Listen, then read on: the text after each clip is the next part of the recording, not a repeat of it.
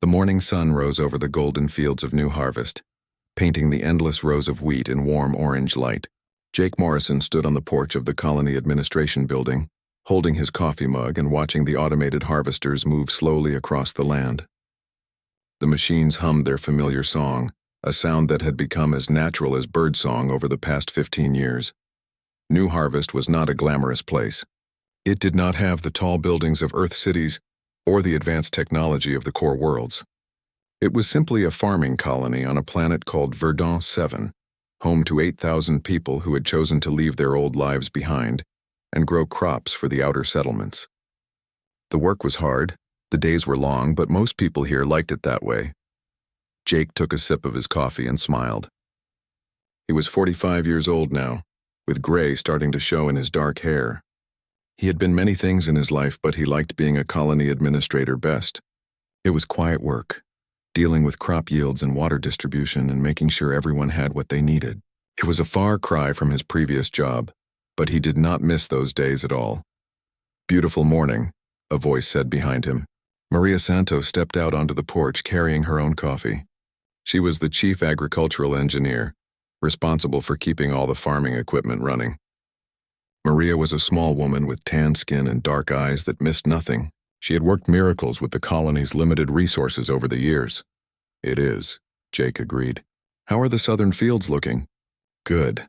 The new strain is producing 20% better than expected. We will have enough surplus to send to the mining colonies by next month." Maria leaned against the railing. "I got a message from my sister on Earth yesterday.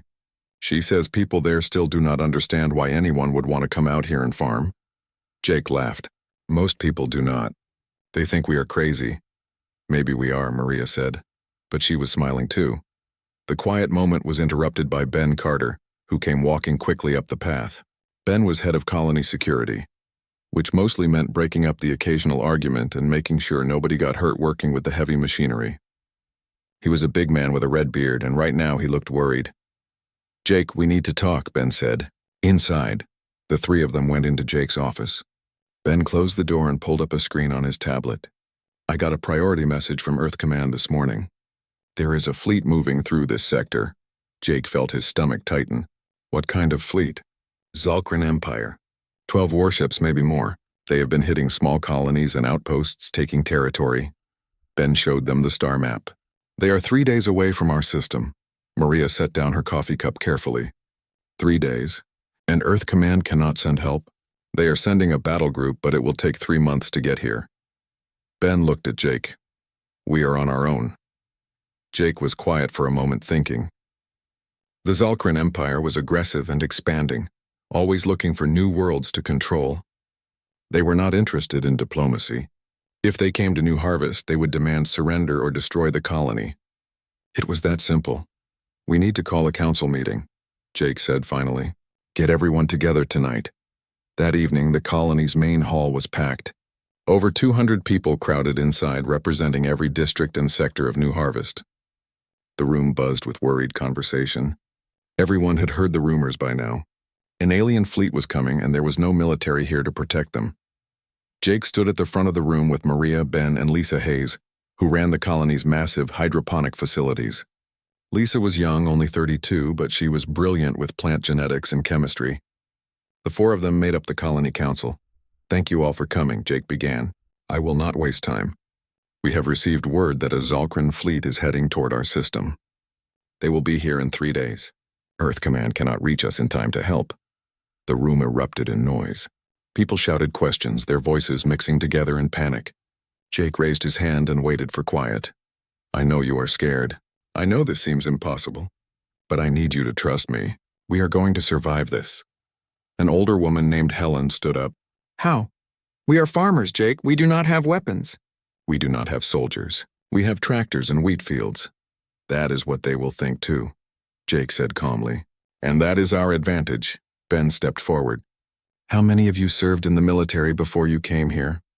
Hands went up slowly around the room. One by one, people raised their hands. Jake watched as more than half the room participated. Engineers who had worked on warships, pilots who had flown fighters, infantry who had seen ground combat, medics who had worked in field hospitals. They had all come to New Harvest to leave that life behind, to find peace in simple work. But they had never forgotten their training. The Zalkrin will see a farming colony with no defenses, Jake said. They will see easy targets. They will not see us for what we really are. Maria pulled up schematics on the big screen. Our plasma cutters are designed to slice through rock and soil. But plasma is plasma. Our excavation mechs can lift 50 tons each. Our tractors have more engine power than most military transport vehicles. Everything we have here, every piece of equipment, has dual purposes if you know how to use it. Lisa spoke next. My hydroponic facilities do not just grow food. We have chemical synthesis capabilities. We can produce compounds that will give the Zalkrin a very bad day if they try to land here. Ben brought up a map of the colony. For the past 5 years, I have been running training exercises. Remember those emergency drills we do every quarter? Remember the survival training? That was not just about fires and accidents. Everyone in this room has been preparing without knowing it. Jake saw understanding dawn on people's faces. The drills that had seemed excessive, the equipment that was built stronger than necessary, the underground storage facilities that were bigger than they needed. It had all been planned from the beginning.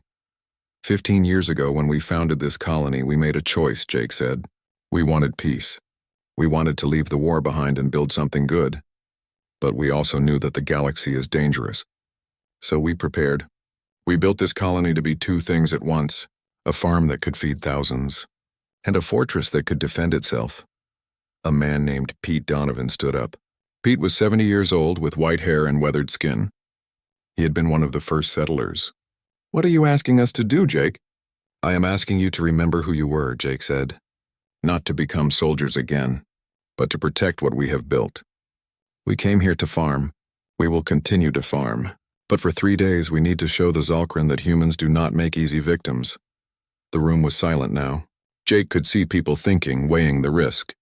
They had families here, children who had been born on New Harvest, lives they had built from nothing. Finally, Pete nodded. I did not come all the way out here to let some aliens take my farm. What do you need? Others began to speak up. I can handle the plasma cutters. I know the excavation mechs. I can run the satellite systems. One by one, the colonists volunteered. Not as soldiers, but as farmers defending their home. Jake felt relief wash over him. Thank you. All of you. Ben will organize assignments tomorrow. We have 3 days to prepare. Maria, start modifying the equipment. Lisa, begin production on those compounds. Everyone else go home tonight and rest. Tomorrow we work. As people filed out of the hall, Maria came to stand beside Jake. Do you really think we can do this? I do not know, Jake admitted. But we have something the Zalkrin do not expect. We have people who chose peace but never forgot how to fight. That has to count for something. That night, Jake stood in his small house and looked at the photo on his wall. It showed him 20 years younger in military uniform standing with his old unit. He had not looked at that picture in a long time. He had buried that part of himself when he came to New Harvest, but now it was time to dig it back up. Outside, the fields of wheat swayed in the night breeze. The harvesters sat silent, waiting for morning. In 3 days, those same fields would become a battlefield. But Jake was not afraid. He had trained for this. They all had. The Zalkrin thought they were coming to conquer a farming colony. They would learn the hard way that humans were never just one thing. A farmer could become a warrior. A tractor could become a weapon. A colony could become a fortress. Jake turned off the light and went to bed. Tomorrow, the real work would begin. They had crops to harvest and defenses to prepare. In this colony, both jobs were equally important. The morning would come soon enough, and with it, the beginning of the hardest harvest New Harvest had ever faced. But Jake Morrison had not survived 30 years of challenges by giving up easily. Neither had any of the people who had chosen to make this distant planet their home. They would defend their fields. They would protect their families. And they would show the galaxy that a human farming colony was not something to underestimate. The Zalkrin fleet dropped out of faster-than-light travel at the edge of the Verdant 7 system.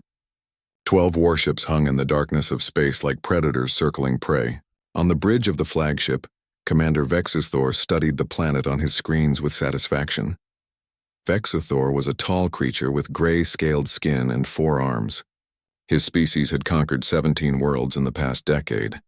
This would be number 18. The scans showed exactly what he expected to see. A small human colony, no orbital defenses, no military vessels, just farming equipment and civilian structures. It would take less than a day to secure. Open a channel to the planet, Vexthor ordered. His communications officer obeyed immediately. On New Harvest, Jake was in the operations center when the message came through. He had not slept much in the past 3 days. None of them had. The entire colony had been working around the clock. The screen flickered and Vexthor's face appeared. The alien commander spoke in accented but clear English. Human colony. I am Commander Vexthor of the Zulkran Empire. This system now belongs to us. You have one option. Surrender immediately. Transfer all control systems to us. You will be relocated and your resources claimed. Resist and you will be destroyed. You have 48 hours to decide. The screen went dark. Jake looked at the others in the room. Ben was there along with Maria and Lisa. They all wore expressions of determination. 48 hours, Ben said. That is more time than I expected. He is arrogant, Maria observed. He thinks we cannot possibly threaten him. Jake nodded slowly. Then let us use that. Ben sent a response. Tell them we need time to discuss terms with our council. Make us sound scared and confused. Ben grinned. I can do that. The response was sent within an hour. Jake's message was full of worried questions and requests for clarification. He asked about the safety of families. He asked about relocation procedures. He sounded like exactly what Vexthor expected. A frightened civilian administrator with no military experience. On the Zulkran flagship, Vexthor dismissed the human's message with a gesture of contempt. They will surrender. They always do. Prepare landing forces. We will take the colony tomorrow.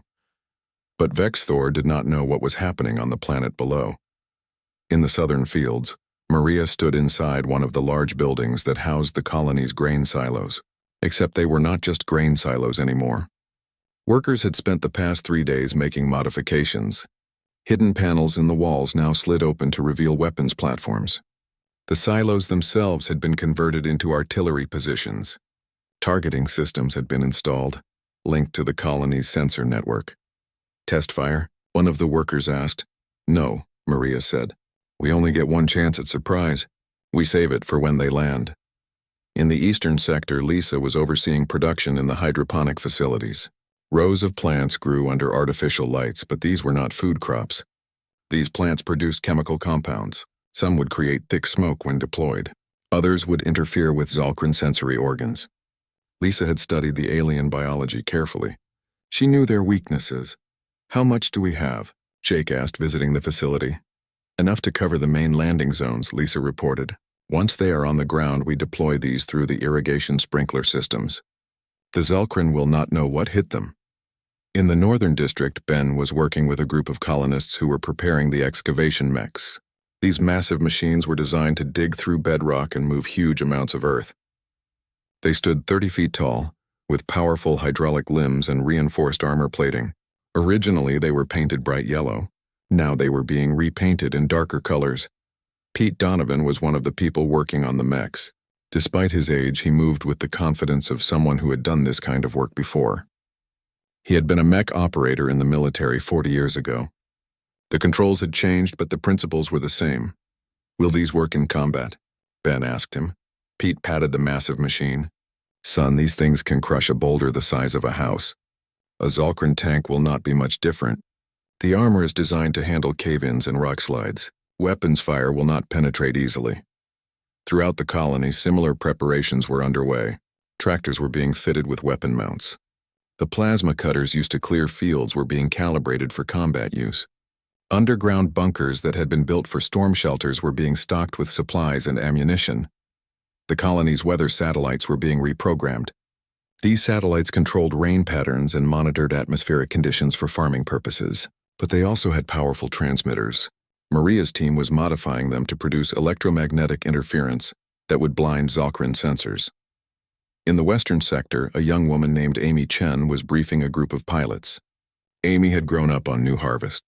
She was only 19 years old, but she had been flying crop dusters since she was 14. The small aircraft that sprayed pesticides on the fields were fast and maneuverable. With some modifications, they could become attack craft. The Zulkran will focus on ground targets, Amy explained. They will not expect air attacks from agricultural aircraft. We hit fast, we hit hard, and we get out. Do not try to be heroes. We are not trying to win a dogfight. We are trying to disrupt and confuse. Tony Briggs, the colony's head mechanic, was working on a different kind of weapon. The colony's communications array was powerful enough to reach Earth. Tony had discovered that with some modifications, it could also hack into Zalkrin systems. The Zalkrin used similar frequencies for their coordination network.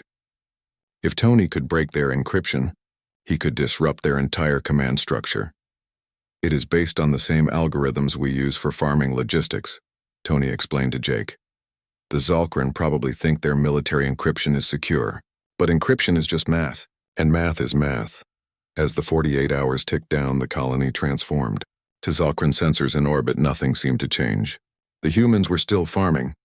The equipment still moved in predictable patterns. But every movement had a purpose. Every position was chosen carefully. Jake spent the final night before the deadline walking through the colony. He stopped to talk with people on every shift. A woman manning one of the modified grain silos, a team preparing chemical dispersal systems, a group of teenagers who would serve as runners and communications backup. "Are you scared?" a young boy asked him. The child was maybe 10 years old, helping his mother prepare supplies. Jake knelt down to the boy's level. "Yes," he said honestly, "I am scared. But being scared is okay. It means you understand the danger. What matters is what you do despite being scared. My mom says you used to be a soldier." "I was, a long time ago. Will we win?" Jake looked at the boy's hopeful face. "We are going to try our very best. And sometimes, that is all anyone can do." The deadline came at dawn. Vexthor sent his response. "Your time is up. We are coming down. Do not resist and you will not be harmed." Jake sat in the operations center, surrounded by screens showing every sector of the colony.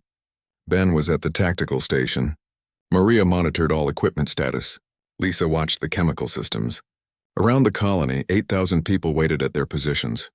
"He is launching dropships," Ben reported, 12 of them, heading for the main farming sector. "Just like we predicted," Maria said. Jake opened the colony-wide channel. His voice went to every radio, every speaker, every headset in New Harvest. "This is Jake Morrison. The Zalkrin are landing. We all know what to do. Stay calm. Follow your training. Protect each other. We did not come all the way out here to give up our home without a fight. Show them what humans are capable of." The Zalkrin dropships descended through the atmosphere, their hulls glowing with heat. Inside each one, 50 warriors prepared for what they expected to be an easy occupation. They had done this before on other worlds. Civilians rarely fought back. The dropships landed in the middle of the wheat fields. The massive plants swayed in the wind from their engines. Ramps lowered and Zalkrin warriors marched out, weapons ready. They spread out in formation, professional and efficient. Vexthor watched from orbit. Everything was proceeding according to plan. The humans were probably hiding in their buildings, too scared to resist. His warriors would secure the colony within hours. Then the grain silos opened fire. The hidden artillery platforms unleashed a barrage of shells. Explosions erupted among the Zalkrin ranks.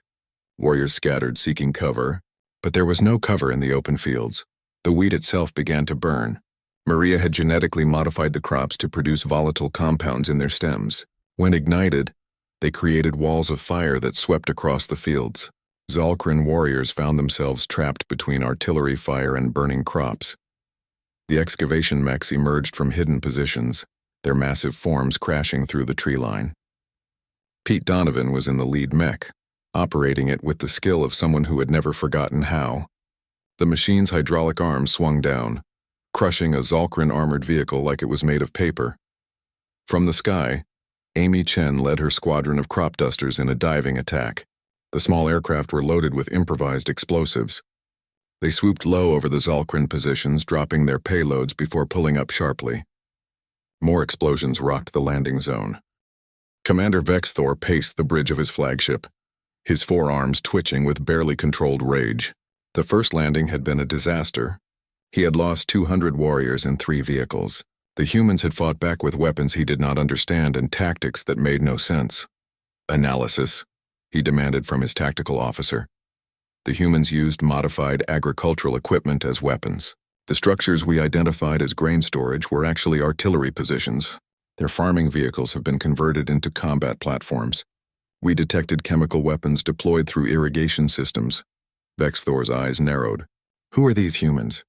Records indicate this is a registered agricultural colony. Population of 8,000. No military designation, but Commander, I reviewed the battle recordings. The defenders showed military training and coordination. This was not random resistance. Then they have been deceiving the galaxy, Vexthor hissed. No matter. We will crush them. Prepare for a full assault. All ground forces. We will overwhelm them with numbers. On New Harvest, the colonists were regrouping after the first engagement. Medical teams treated the few injuries they had sustained. Engineers checked equipment for damage. Despite the success, everyone knew the Zalkren would return with greater force. Jake stood in the operations center studying the tactical displays. Ben was coordinating defensive positions. Maria was running diagnostics on all their modified equipment. Lisa was preparing additional batches of chemical compounds. They will come with everything this time, Ben said. We hurt their pride. Good, Jake replied. Angry enemies make mistakes. A young man entered the operations center. His name was Danny Cooper, and he was part of the sensor team. Jake, we are picking up movement. The Zalkren are launching more dropships. A lot more. It looks like their entire ground force. How many? At least 50 dropships. Maybe 5,000 warriors, Maria whistled low. That is their full complement. They are not holding anything back, Jake nodded slowly. Then neither can we. Ben, activate Protocol Harvest 2. All positions full deployment. Throughout the colony, alerts went out. People moved to their assigned positions. The excavation mechs were deployed across multiple sectors. The crop duster squadron prepared for another attack run. The hidden artillery platforms were loaded and ready.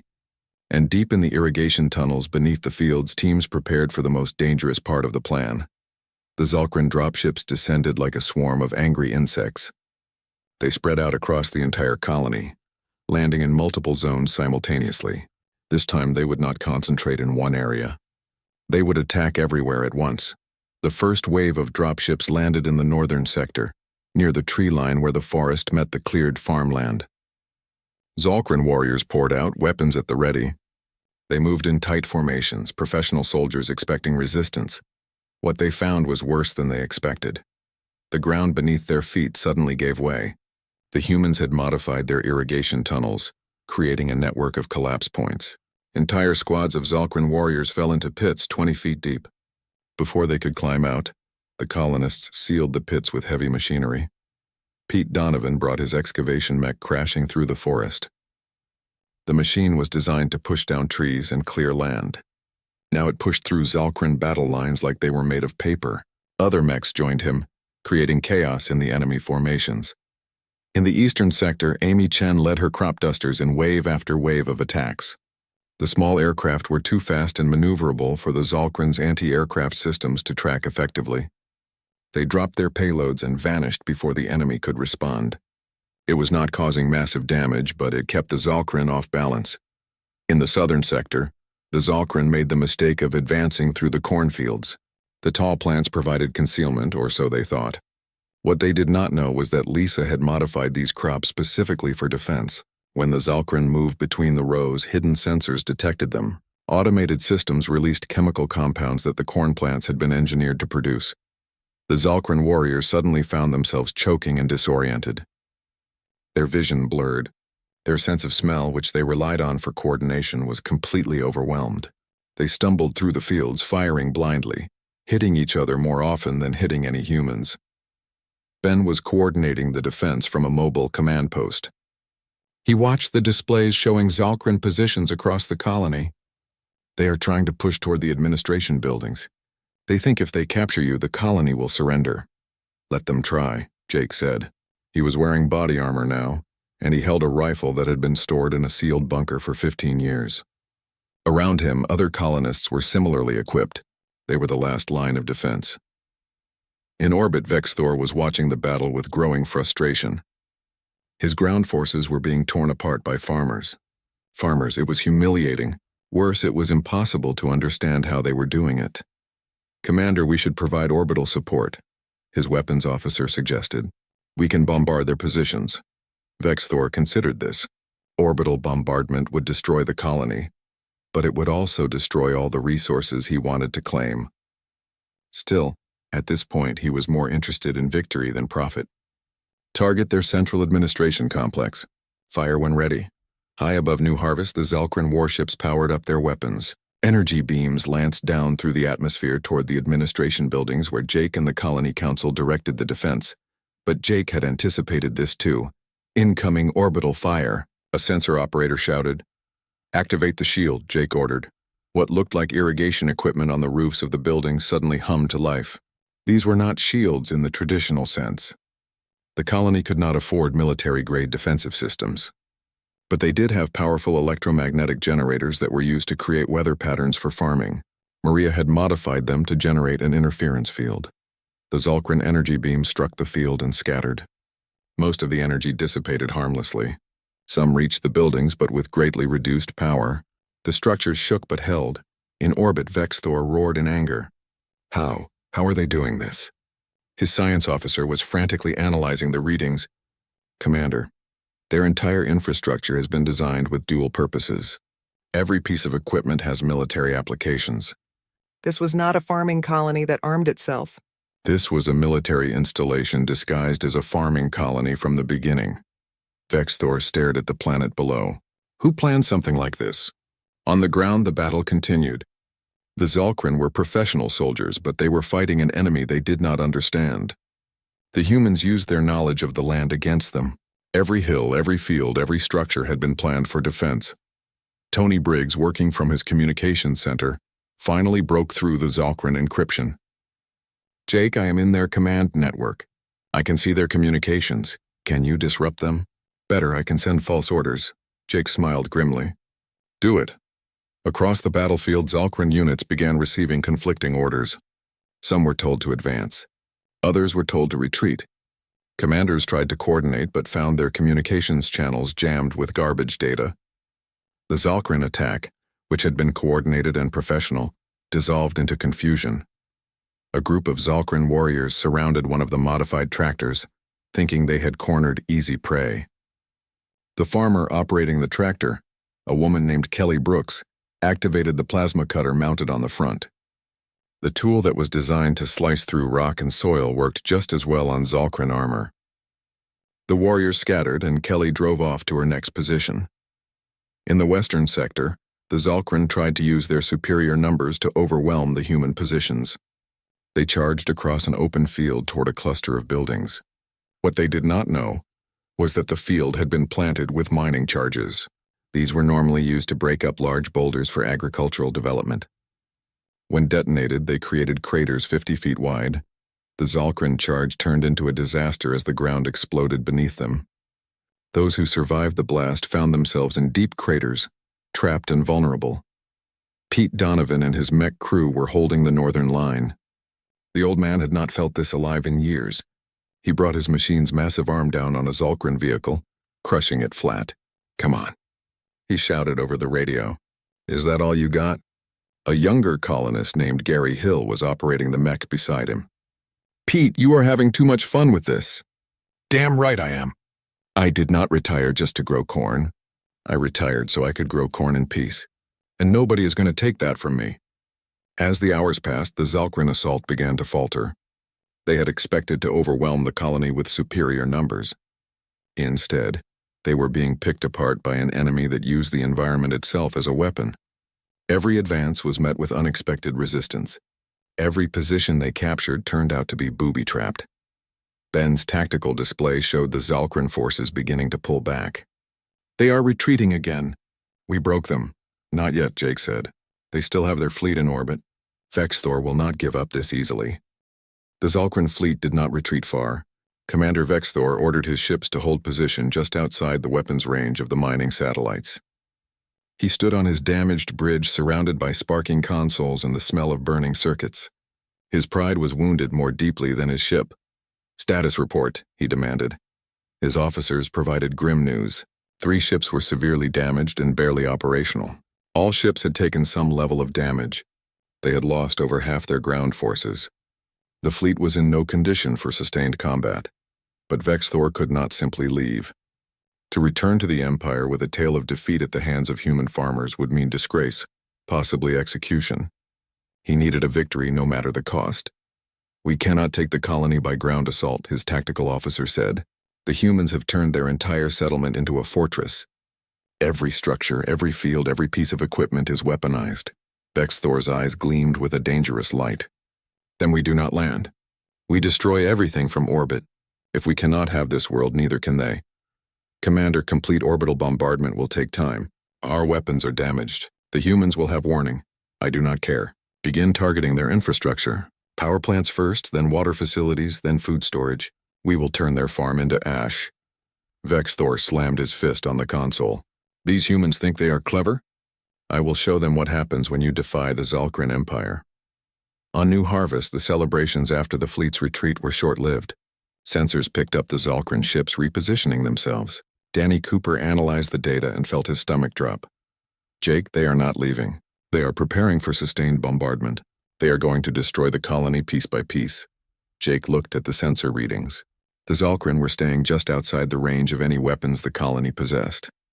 Their ships were damaged, but they still had enough firepower to level the settlement over the course of several hours. "Our shields cannot handle sustained fire," Maria said quietly. "We can absorb a few shots, maybe deflect some, but not a prolonged bombardment. Eventually they will break through." Ben pulled up a map showing the colony's underground network. "We can evacuate people into the deep shelters. The irrigation tunnels extend deep enough that they might survive orbital strikes. But Jake, those tunnels were never meant to hold 8,000 people for an extended period. We would have casualties from overcrowding alone. And even if we survive the bombardment, what then? Our crops will be destroyed. Our equipment will be slag. We will be trapped underground while the Zalkrin hold the orbit." Lisa spoke up, her voice steady despite the fear in her eyes. "How long until Earth Command arrives?" 3 months, Jake said. "We would have to survive 3 months underground with the Zalkrin controlling the system. No supplies, no communications with the outside, no hope of relief. Even if we survived physically, we would not survive as a community." The room fell silent. They had won the ground battle, but the war was slipping away from them. The Zalkrin were going to burn their home, and there was nothing they could do to stop it. Pete Donovan's voice crackled over the radio. The old man was still in his excavation mech, helping to clear debris from the battle. "Jake, you there?" "I am here, Pete. I have been thinking. Those Zalkrin ships are damaged, right? Their shields are probably weakened. Their defensive systems are probably running at partial capacity." "That is correct. What are you getting at?" "Well, seems to me that a damaged ship is like a sick animal, vulnerable. And you know what we do with sick animals on a farm?" Ben caught on first. "Pete, you are not suggesting what I think you are suggesting." "Why not? We got those crop dusters. Amy and her kids have been flying circles around the Zalkrin ground forces. Who says they cannot fly a little higher?" Amy Chen's voice came over the radio. She had been listening from the airfield where her squadron was refueling. "Pete is right. Our crop dusters can reach low orbit if we strip them down and modify the engines. We would not have much fuel for maneuvering once we got up there, but we could make one attack run." "That is suicide," Maria said. "Even damaged Zalkrin warships have point defense systems. Small aircraft would be torn apart. Maybe," Amy said. "Or maybe they would not expect an attack from crop dusters. We beat them on the ground by doing things they did not expect. Let us do the same in space." Jake felt a crazy idea forming. It was desperate and dangerous, but desperate situations called for desperate measures. "Tony, you hacked their communications network. Can you do it again?" "Already back in," Tony replied. "They never even noticed I was there. Their security is terrible. Can you disrupt their point defense systems? Just for a few minutes?" There was a pause while Tony considered. "Maybe their systems are damaged. If I hit them with enough false data at the right moment, I might be able to create confusion. But Jake, this is incredibly risky. If it fails, we would be sending people to die for nothing." Jake looked around the operations center. He saw determination on every face. These people had not come to New Harvest to hide from danger. They had come to build something worth defending. "Amy, how many pilots do you have who are willing to try this?" "All of them," Amy said without hesitation. "We grew up here, Jake. This is our home. If there is a chance to save it, we will take that chance." "Then here is what we are going to do." Jake began outlining the plan. 2 hours later, Amy Chen sat in the cockpit of her crop duster. The small aircraft had been modified hastily. Extra fuel tanks had been welded to the frame. The crop spraying equipment had been removed and replaced with explosive charges.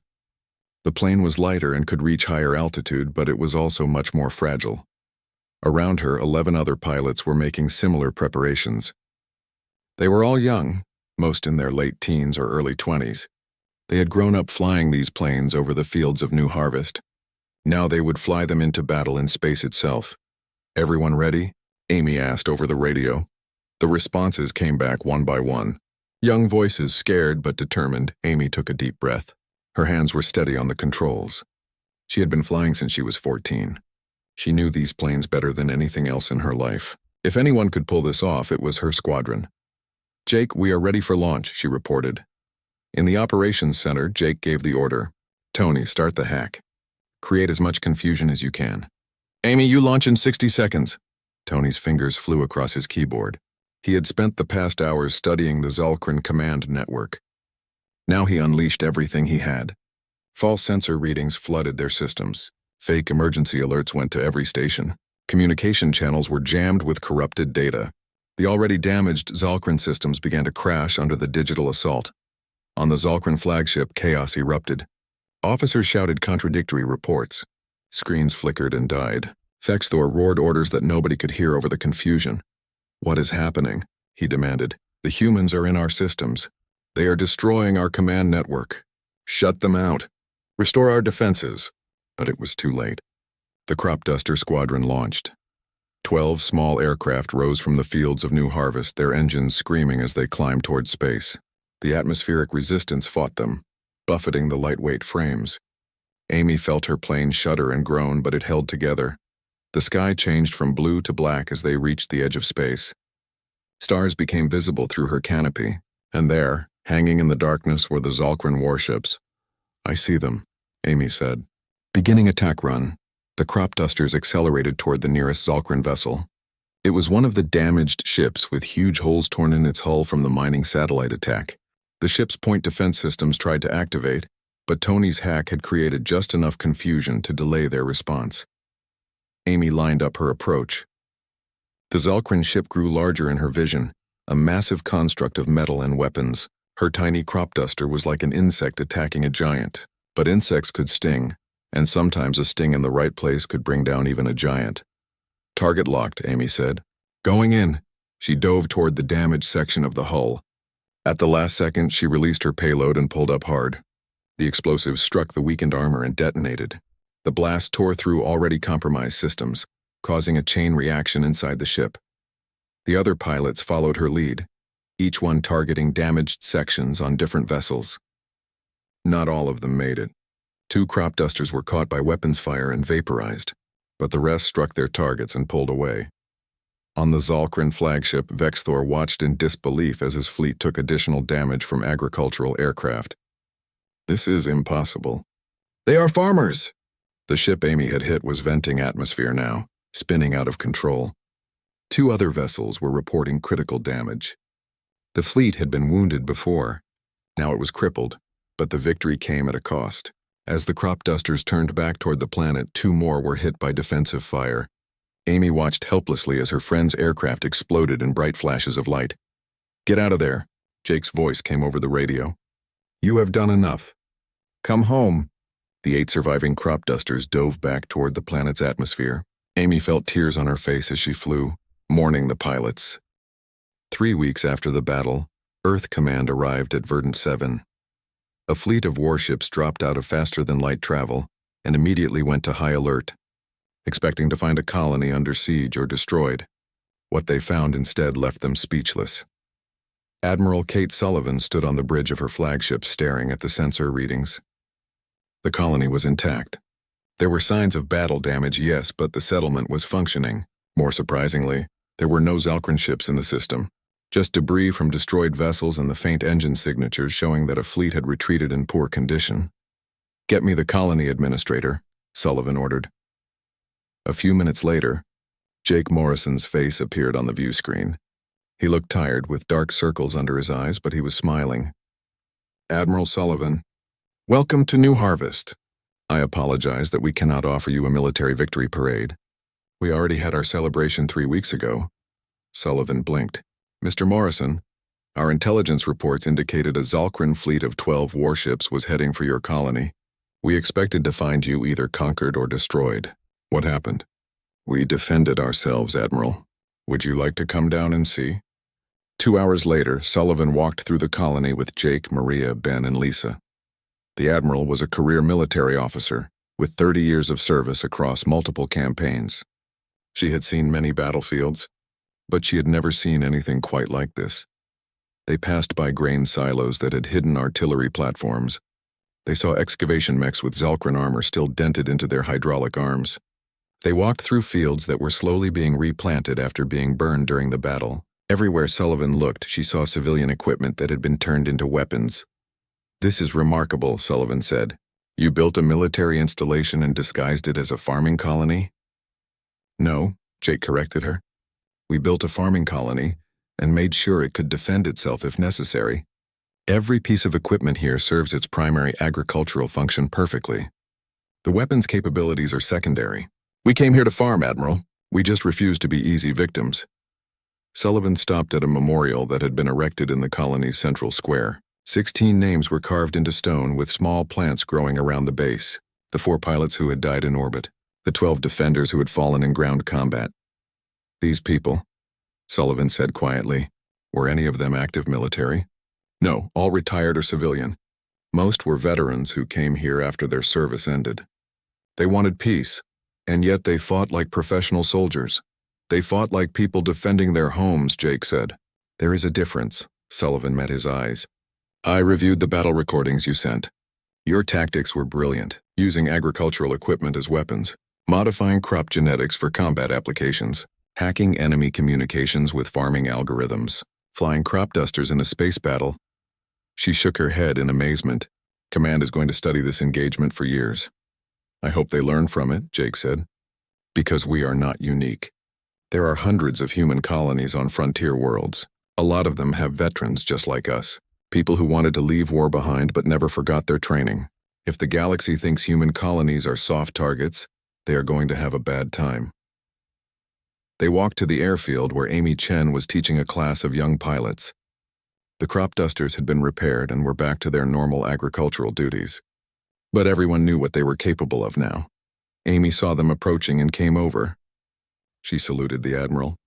Ma'am, Sullivan returned the salute. I read your after-action report, Miss Chen. You led a squadron of agricultural aircraft in an assault on warships. That took incredible courage. Amy looked away, her expression troubled. I lost 4 of my pilots, Admiral. 4 friends who grew up here with me. I am not sure courage is the right word. What would you call it then? Necessity. We did what we had to do to protect our home. Amy looked back at Sullivan. I am 19 years old. I should be worried about college and relationships and what career I want. Instead, I have killed people. I have watched friends die. War came to us, Admiral. We did not go looking for it. Sullivan nodded slowly. That makes you smarter than a lot of soldiers I know. War should always be a last resort, never a first choice. They continued the tour. Sullivan met Pete Donovan, who was back to using his excavation mech for its intended purpose, clearing land for new fields. She met Tony Briggs, who had returned to maintaining communications equipment after his brief career as a hacker. She met Kelly Brooks and Gary Hill and dozens of other colonists who had become warriors for a few days and then returned to being farmers. That evening, Jake hosted a dinner for the Admiral and her senior officers. It was a simple meal by military standards, but the food was fresh and delicious, all grown on new harvest. They ate in the colony's main hall, surrounded by the people who had fought so hard to defend their home. Sullivan raised her glass. I want to propose a toast. To the defenders of New Harvest, you showed the galaxy that humanity cannot be easily conquered, even on the frontier. Your courage and ingenuity have made every human colony safer. The colonists applauded politely, but Jake could see they were uncomfortable with the praise. They had not done this for glory or recognition. They had done it to protect their families and their way of life. After dinner, Sullivan pulled Jake aside for a private conversation. They stood on the porch of the administration building, looking out over the fields lit by the glow of the setting sun. Command wants me to offer you a position, Sullivan said. Consultant on colonial defense. Your tactics here could be applied to other settlements.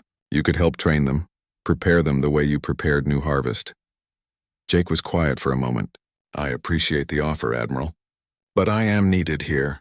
We have a lot of rebuilding to do. Fields to replant. Equipment to repair. A community to heal, I understand. But Jake, word is spreading about what happened here. The Zalkrin are humiliated. They are telling other species that human colonies are dangerous. Some will respect that warning. Others will see it as a challenge. Let them come, Jake said. We will be ready. Sullivan studied him. You really mean that? You would do this again? I hope we never have to. But yes, if someone threatens my home, my people, I will fight. We all will. That is what humans do. The Admiral smiled. The Zalkrin made a mistake. They saw farmers and assumed weakness. They did not realize that many farmers have been soldiers, and soldiers never truly stop being soldiers. They just find new battles to fight. We are not soldiers anymore, Jake corrected gently. We are farmers who remember how to fight. There is a difference. Over the next few days, Earth Command helped the colony with repairs. They provided medical supplies, replacement equipment, and technical assistance. But they did not station any permanent military forces. Sullivan agreed with Jake that New Harvest did not need protection. It had proven it could protect itself. Before the fleet departed, Sullivan met with Jake one last time. I sent my full report to command. The Zalkrin incident has been officially recorded as a military defeat for the Empire. New Harvest is being noted as a successful defense by civilian forces. This will become public knowledge. What does that mean for us? It means every species in the galaxy will know what happened here. Some will admire you. Some will fear you. Some will want to test you to see if the stories are true. Your lives have changed, Jake. New Harvest will never be just a quiet farming colony again. Jake nodded slowly. We knew that might happen. But we did not have a choice. We could not just surrender our home. No, you could not. And that is what makes humanity dangerous. We fight for what we build. We defend what we love. We never give up our homes without a fight. Sullivan extended her hand. Thank you for the lesson, Jake. I think the galaxy needed to learn it. They shook hands and the fleet departed. Jake stood watching the ships disappear into the sky, wondering what the future would bring. Life on New Harvest slowly returned to normal.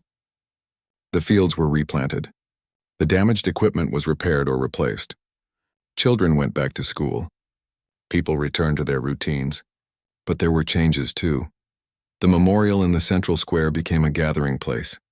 People would stop there to remember what they had fought for. The names of the 16 who died were honored but not celebrated. They had not wanted to be warriors. They had wanted to be farmers. The fact that they had died in combat was a tragedy, not a triumph. Ben expanded the security force and instituted regular training for all colonists. Not military training, but practical skills. How to use equipment for defense. How to coordinate during emergencies. How to survive if another threat came. Maria continued improving the colony's infrastructure. But now everything was designed with dual purposes from the start. Water systems that could distribute defensive compounds. Power plants that could generate interference fields. Construction that incorporated defensive positions naturally. Lisa kept working on crop genetics, developing plants that were both productive and protective. Her work was purely defensive, but it was effective. New Harvest would never be caught unprepared again. Amy returned to teaching young pilots, but the curriculum now included advanced maneuvering and emergency procedures. She did not want to.